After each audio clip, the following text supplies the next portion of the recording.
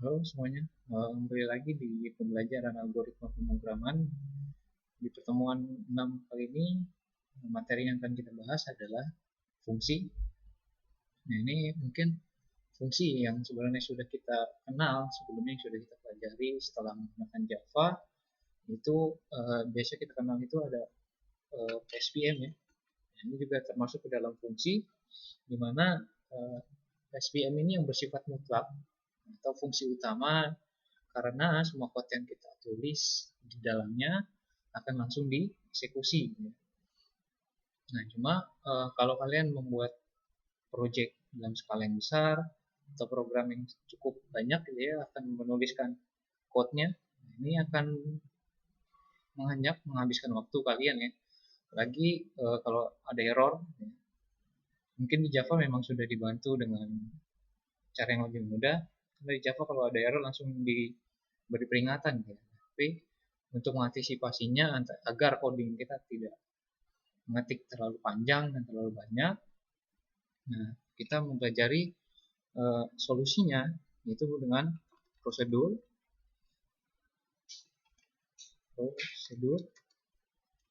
nah ini prosedur dan fungsi. Nah, maksud dari prosedur dan fungsi ini dapat memecah program menjadi sub-sub program atau sub-sub codingnya. Jadi kalian bisa membuat sub-sub perbagian codingnya. Penggunaan prosedur dan fungsi ini dapat mengurangi pengetikan kode yang berulang-ulang. Nah, ini sebenarnya kita bahas pengertiannya dulu dari prosedur dan fungsi.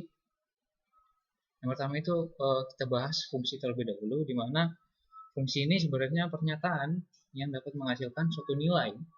Nilai yang dihasilkan oleh pernyataan ini yang disebut dengan nilai balik atau return value. Yang selanjutnya itu ada prosedur. Prosedur itu adalah pernyataan untuk fungsi yang tidak mengembalikan nilai. Fungsi ini biasa ditandai dengan kata kunci void. Nah, sebenarnya kegunaan untuk prosedur dan fungsi ini kalian akan mendapatkan manfaatnya, di mana yang pertama itu bisa mengurangi pengulangan penulisan program yang berulang atau sama ya. Jadi kalian nggak perlu ngetik panjang-panjang lagi dengan coding yang sama atau cara yang sama gitu ya. Kalau kalian buat panjang ke bawah itu kan panjang gitu. Dan bantuan prosedur dan fungsi ini juga dapat membuat program menjadi lebih struktur gitu. Jadi sehingga mudah dipahami dan dapat lebih dikembangkan. Jadi kalau kalian ada error, kalian pun dapat mencarinya dengan lebih mudah lagi. Jadi di mana kalian bisa baca fungsinya itu sendiri. Karena di dalam fungsi ini kode perintahnya itu yang akan kita tuliskan di dalam. Nah, sebenarnya bentuk umumnya dari sebuah fungsi itu yaitu adalah sini ada nama fungsi, sini ada argumennya. Argumen biasanya standarnya seperti ini. Sini perintah. Nah, ini struktur normalnya dalam kita melakukan pembuatan function atau fungsi. Nah, di sini ada nama fungsi. Nama fungsi ini boleh dituliskan secara bebas. Kalian mau ngasih namanya apa, apapun itu boleh. Nah, cuma yang pasti dalam Java ini kalian dalam memberikan nama variabel atau nama apapun tidak boleh yang namanya menggunakan spasi ya. Jadi harus ada tanda penghubung. Nah, sebagai contoh ada tanda underscore seperti ini ya. Jadi ini bisa akan diakui sebagai satu nama fungsi. Nah, di sini ada argumen. Nah, argumen ini diletakkan di antara tanda kurung ya. Tanda kurung buka dan kurung tutup biasa. Nah, biasanya argumen ini boleh diisi suatu data atau dibiarkan kosong. Jadi ini bisa kosong, bisa ada datanya juga ya. Kosong atau bisa ada argumennya. Nah, lalu itu ada perintahnya, di mana perintah ini diletakkan di dalam kurung kurawal ya. Kurung kurawal di mana ini yang akan dilakukan actionnya. Nah, apa yang harus dilakukan oleh programnya gitu ya. Oke, itu untuk materi pengantarnya. Oke, langsung kita buat prakteknya. boleh kalian buat project baru kembali dengan pertemuan ke-6 teman-teman.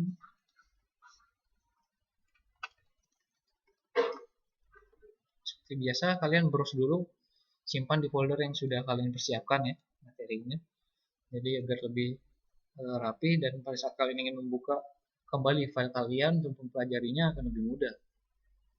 Nah, ini ya pertemuan ke-6.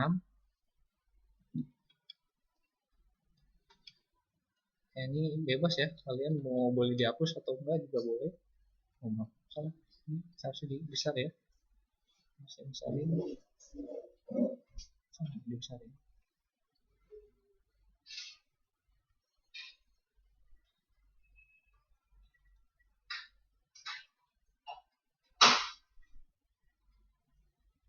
Ya, seginilah cukup ya.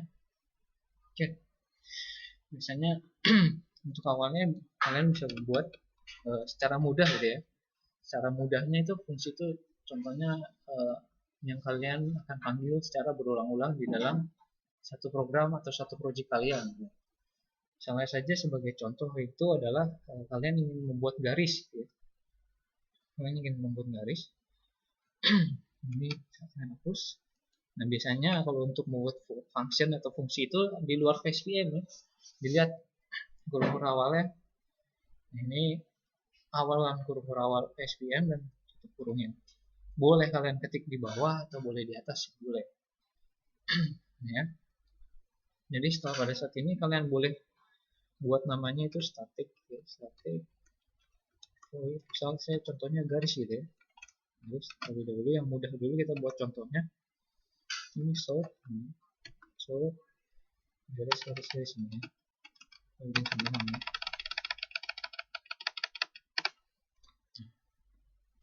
Lalu di dalam SVM-nya kalian ketikkan short nama Anda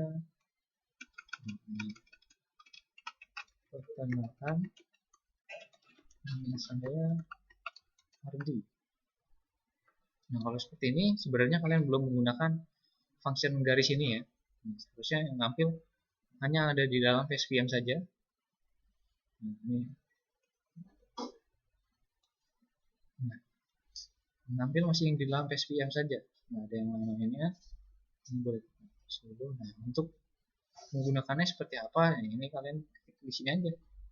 Tambahin cara untuk memanggilnya, garis titik koma. Terus panggil lagi sini garis turun titik koma. Pada saat di run file, nah akan ada garis ya. Nah, ini dimaksudkan dengan fungsi atau function yang prosedur yang membuat kalian lebih mudah dalam menulis code-nya, lebih terstruktur lagi dan lebih mudah untuk mencari errornya. Ini jadi lebih mudah. Lagi kalau kalian memang menggunakan itu secara berulang-ulang gitu ya. Nah, ini kayak hiasan garis atau kalian membuat tampilan atau tampilan menu, itu kan mungkin pada saat sudah selesai programnya akan ditampilkan menu lagi, maka kalian harus panggil lagi functionnya sendiri. Nah, ini contoh mudahnya gitu ya, mudahnya contohnya adalah menggunakan garis. Nah, itu jadi rapi ya. Padahal di sini di dalam PSBM cuma mengetikkan coding seperti ini ya. Kalian coba. Nah, ini jadi code-nya setelah jadi full seperti ini. Bisa kalian coba. Ini untuk yang mudahnya yang pertama itu ya. Nah, lanjut untuk contoh yang lainnya mungkin masih dengan kata perkenalan gitu ya. Mungkin kalau ini bisa sebagai contoh lainnya. Ini termasuk ke dalam tanpa parameter ya. Jadi tanpa parameter, kalau contoh menggunakan parameter itu seperti apa gitu. Nah, kita akan membuat juga contohnya untuk menggunakan parameter, masih satu project ini aja, cuma boleh kalian ganti itu. Perkenalan, saya buatnya perkenalan aja. Perkenalan, terus sininya kalian ganti ya. Sininya kalian ganti perkenalan dulu. Perkenalan.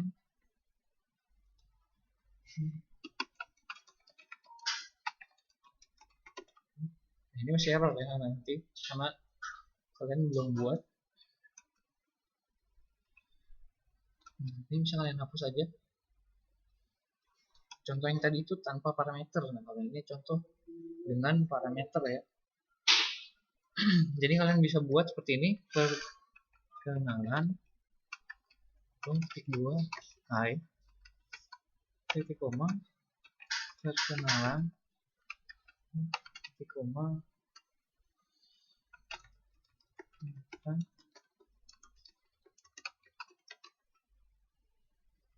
ini error, jangan lupa ya, karena kita nggak pakai south ya, sistem out println, jadi titik komanya atau semikolonnya itu manual, jadi kalian harus tambahkan sendiri, jangan sampai lupa.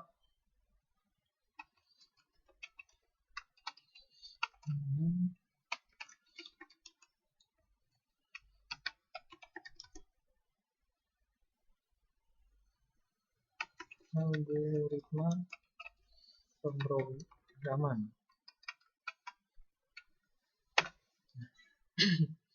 Maka pada saat di running, pilihannya akan seperti ini ya. Beda ya, kalau tadi kita menggila langsung dari sini aja. Yang kita ketikkan di dalam function dipanggil gitu ya dalam SVM. Tapi kalau seperti ini, jadi apa yang kita ketikkan di SVM dulu dimasukkan ke sini, baru lagi dilempar ke ini yang lain. Ini kan ada kenalan yang kita panggil. Hai, perkenalkan nama saya Andi, oke.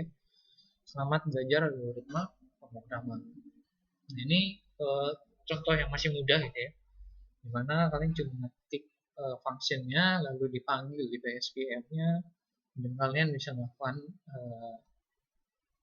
pengisian juga seperti ini. Nah, ini yang dimaksud dengan prosedur ya, karena kita menggunakan static void. Itu dimana tidak mengembalikan nilai. Nah, selanjutnya kita akan coba dimana yang fungsi gitu ya, untuk melakukan pengembalian nilai. Kalian boleh buat kelas baru saja, jadi untuk membedakannya, kelas baru dengan nama fungsi nilai ya. Atau kalian mau buat lain boleh. Saya buat fungsi nilai.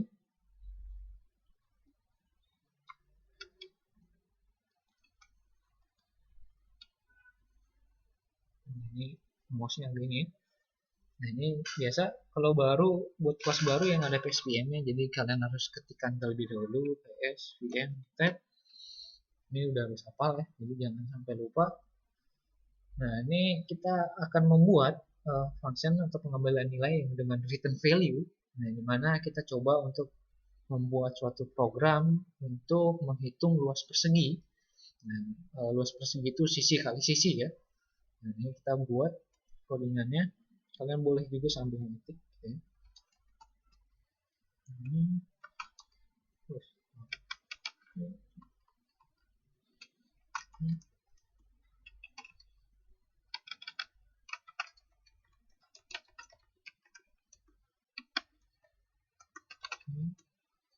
Ini juga boleh sambil ketik.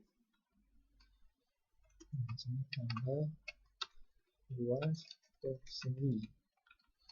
Dan kurung ini 8.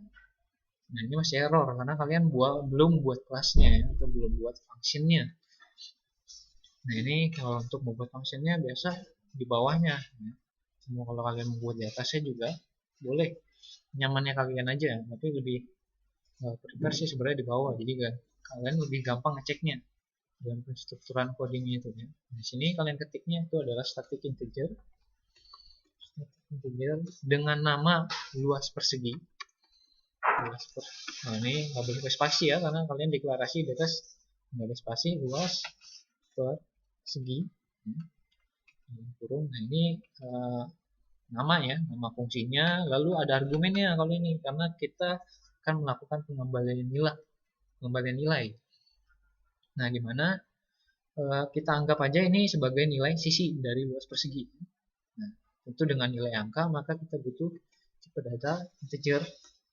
Lalu kita kasih nama variabelnya, contoh sebagai sisi ya, sisi kurung. Nah, ini kalian buat ini lalu integer segi sama dengan ini sisi kali sisi titik koma. return segi titik koma ini misalnya ke segi. Nah ini sama yang namanya ini ya, karena dia yang akan nampung nilai perhitungan hasil dari sisi kali sisi. Nah, jadi pada saat kalian running programnya, nah ini dia akan menampilkan hasilnya adalah 64. Nah prosesnya itu adalah 8 kali 8, nilainya 8, nah nilainya adalah 64. Jadi prosesnya itu adalah kalian di sini buat dulu, ya, buat outputnya. Di sini kalian melakukan inputan ibaratnya ya, sudah langsung melakukan inputan dengan memesan nilai luas persegi sisinya itu adalah 8, lalu masuk ke dalam fungsinya di sini ya. Fungsi luas persegi kita ambil nilainya integer sisi, dan sisinya itu nilainya adalah 8, dan sini ada integer persegi. Nah integer persegi ini yang akan menampung isian proses dari sisi kali sisi ini. Sisi kali sisinya ini adalah 8 kali 8, maka hasilnya 64. Yang di return persegi maka tampil di sini hasilnya adalah 64. Nah ini contoh untuk dimana ada pengembalian nilai returnnya. Jadi kita udah dua praktek, dimana yang pertama hanya pengantar biasa, mudahnya dalam membuat fungsi dan prosedur itu seperti apa. Nah ini sekarang yang ada melakukan pengembalian nilai. Nah, selanjutnya ini sebenarnya di dalam fungsi ini kita bisa ada yang namanya variabel lokal dan variabel global. Nah, ini kita akan langsung contohkan aja. Jadi kalau kalian ini lebih baiknya buat baru, kelas baru. Nah ini kodenya seperti ini aja ya. Nah, ini jadi kode hasilnya seperti ini. Nah ini kalian buat baru dengan nama variabel aja ya. Variabel. Nah ini nanti kita contohin langsung lokal sama globalnya seperti apa.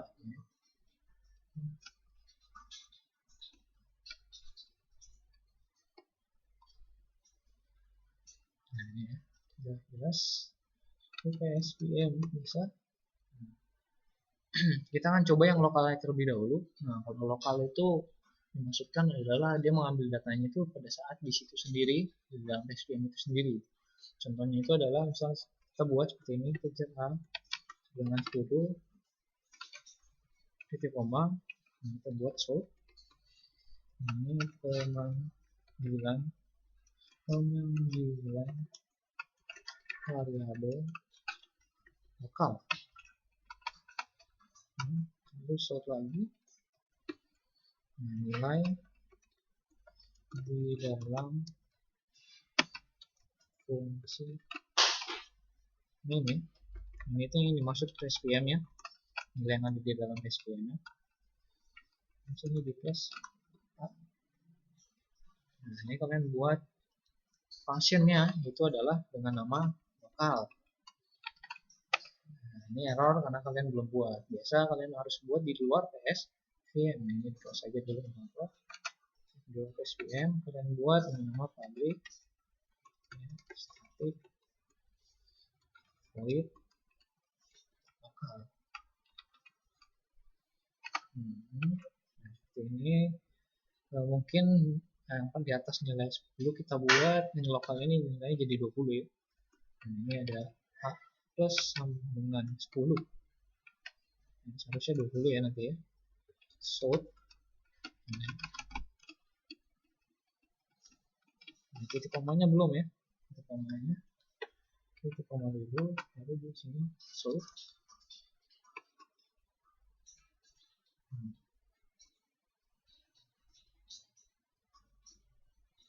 Sort. Ini nilai A di dalam fungsi lokal ya, di dalam fungsi lokal.